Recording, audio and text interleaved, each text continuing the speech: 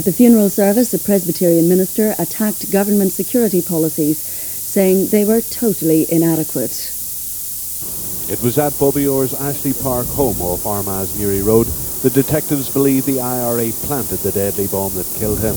And today it was from the same driveway that relatives carried Bobby Orr's coffin at the start of virtually the same journey he took last Monday morning. Mr. Orr had been on his way to his accountancy offices on the Mall when the bomb exploded under his car. Today the funeral was also en route to the Mall, to the Presbyterian Church directly opposite Mr. Orr's business headquarters. The scars of the blast were still clearly visible on the roadway where Mr. Orr's burning car came to a halt, and only yards away the cortege stopped briefly as a mark of respect.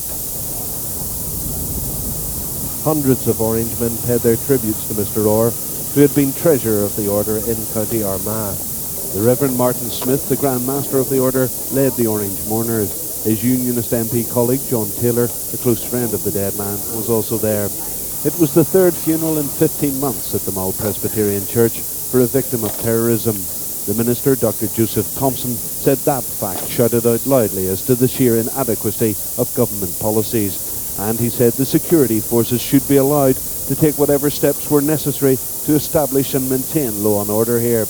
Dr. Thompson said it was clear the killers had local links in Armagh, and he said if the community truly mourned Mr. Orr's death, they should pass on any information they had to the police. Dr. Thompson said Mr. Orr, who was married with 2 grown-up daughters, was killed simply because he was a leading Protestant.